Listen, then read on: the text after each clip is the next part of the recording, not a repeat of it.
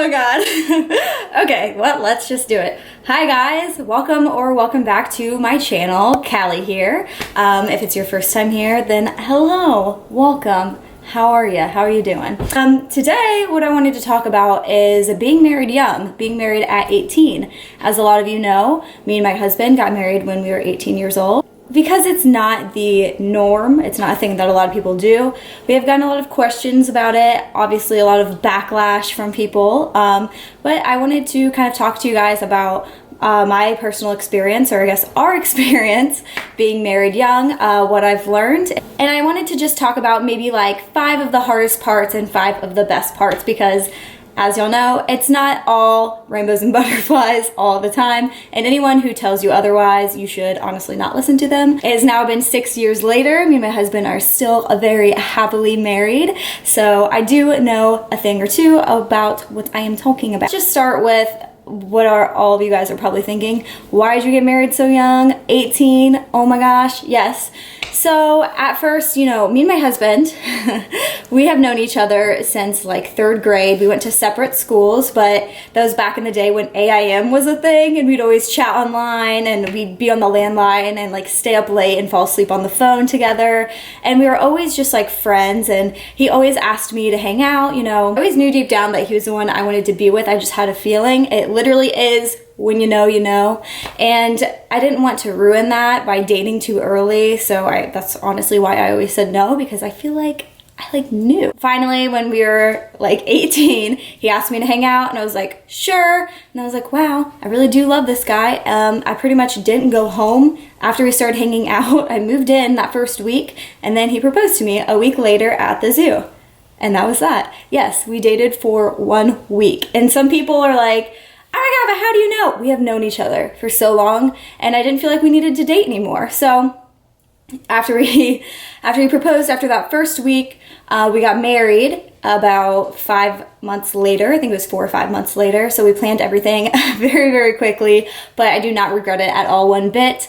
It was the best day of my life. Today, I just wanted to talk about 5 of the hardest parts being married young for anyone else out there who has gotten married young, and 5 of the best parts. So one of the hardest parts is obviously going to be financial instability. Unless you are independently wealthy or your parents have a lot of money, you're starting out a new life together, you're 18, you don't have any experience, you don't have college experience, chances are you're probably gonna have to work a lot of crappy jobs. I know that we did. And finances were something in the beginning that we used to, you know, fight over a lot, what we were spending money on, how much we could be saving, and all that stuff. So that's something that you really just have to kind of expect and work through.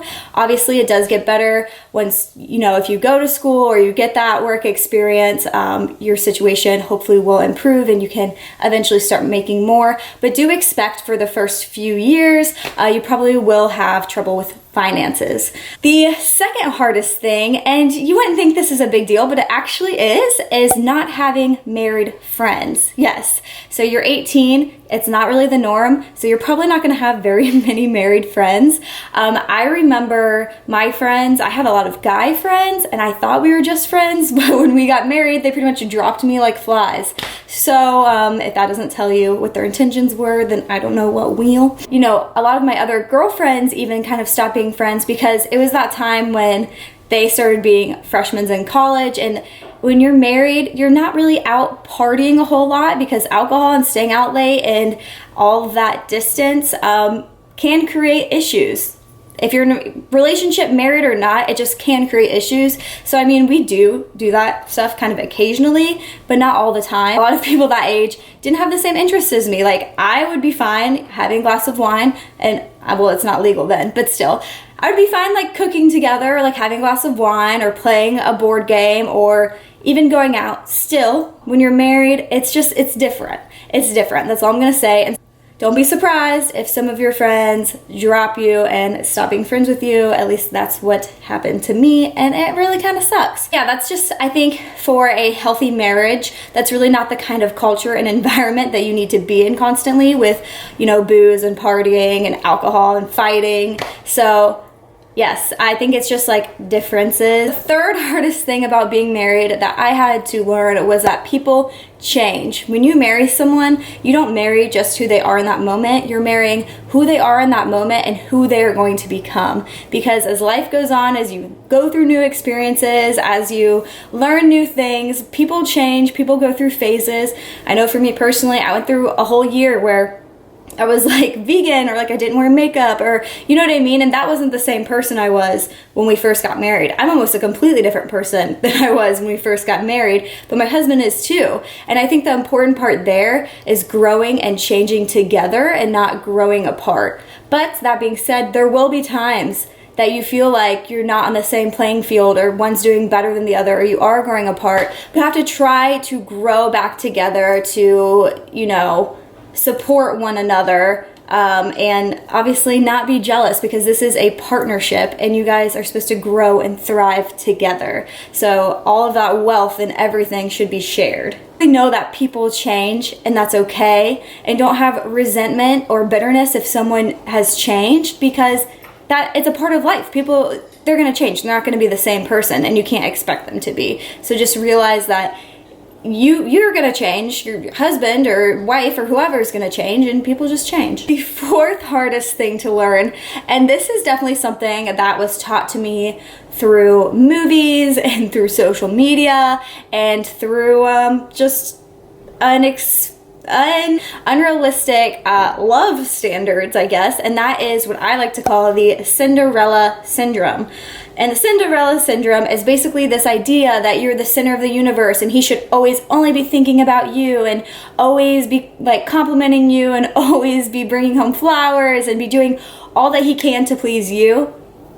Honey, let me tell you, no, that's not how it works. Obviously, there should be some sort of way he makes you feel special, but not all the time, every single day. You have to think this person has a whole nother life outside of your relationship. They have a job going on, they have responsibilities, they have other stuff going on, and you're not the center of their world. Maybe you're the center of your own world, I don't know.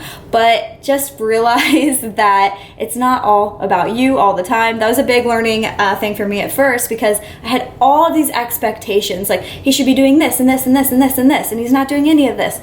No, wrong. You just have to remember that your partner has their own life outside of your relationship. I also think with this whole thing, with the Cinderella syndrome, it's about expecting too much, because we expect them to do all these things constantly. And I don't know if this is the right thing to say or not, but expect nothing, and then when you're given something, you'll honor it and cherish it and love it even more. So that's how I feel about that.